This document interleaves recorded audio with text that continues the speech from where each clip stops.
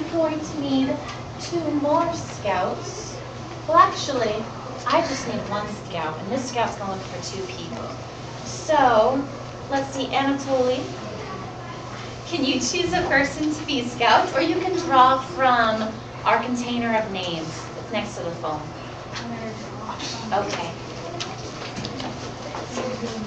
Dana, I am going to ask you, sweetie, to please find a different spot because I need to move the chair so I can get to our poster. Is that okay? Thank you, sweetie, for being flexible.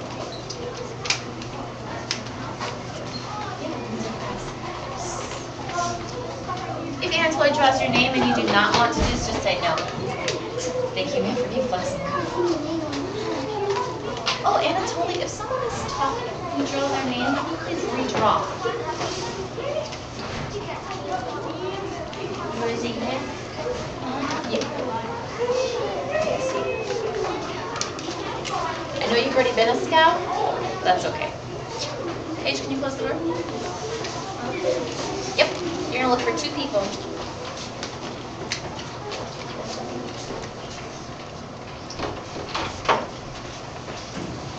Last week, our word that we made predictions for and got the dictionary definition was discovery.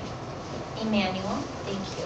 Today, your word is going to be one that we just sang, and that word is going to be fauna. When I say the word, can you please turn to your neighbor and make a prediction on the definition? Fauna.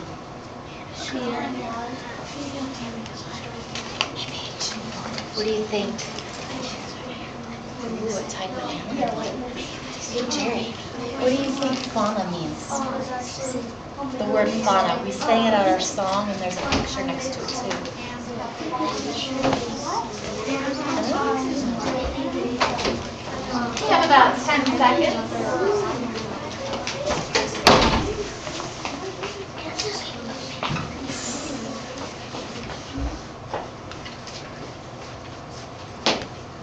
Very nice. Jesse, you have a very hard job. I hope you're watching everyone. Jesse, would you like to call on someone to make a prediction on fauna?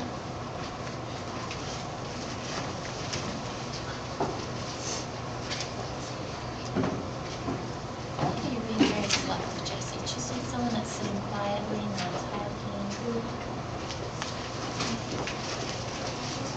Ooh, an animal. Brooke, would you like to call on someone else? We'll take 5 people.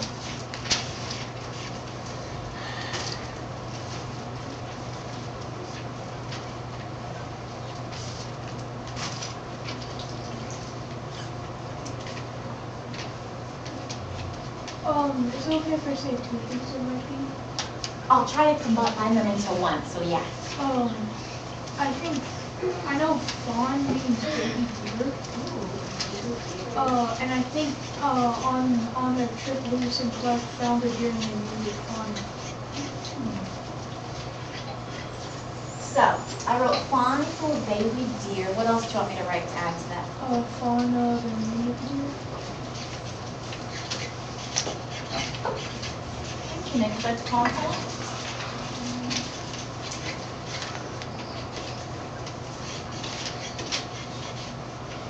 Thank you, Jessica, for those quietly.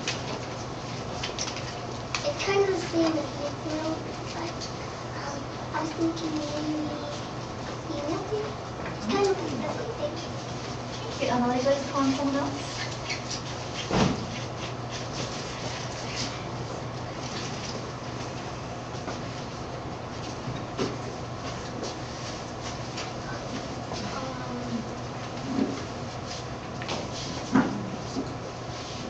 The baby deer that they found, they helped it.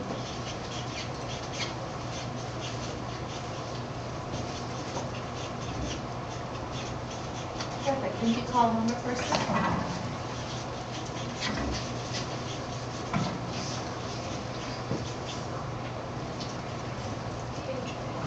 Maybe that's what the Indian called deer or an animal. So, what Native Americans? I think just being respectful as I have my back towards you.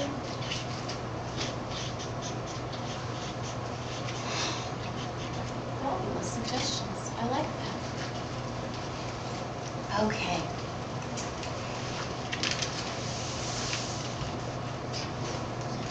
So, last week we learned about Seaman, Sacagawea, William Clark, and Meriwether Lewis. Now I had a couple questions about some of the things we wrote down about them, Anatoly, and I wanted to make sure you had pictures to kind of go with them. So, when we were talking about Seaman the dog, we talked about how he scared bears, in particular grizzly bears. So I got a picture of a grizzly bear. Something else we talked about at Sacagawea was moccasins. Can you raise your hands if you know what moccasins are? So I have a couple of people. Moccasins are these. I told you how they're little shoes and they have beads on them. Sacagawea was known for the beadwork she put on the moccasins that she gave to William and Lewis and Clark. So, moccasins. Something else we talked about, I wanted to make sure you got this picture, is a cradle board. I'm going to walk around with it. So this was like a flat piece of wood that they put cloth around and the baby's head would be right there. It's something that kind of goes on your back. Think of a snowshoe. If you have ever snowshoed, it's kind of like a big snowshoe.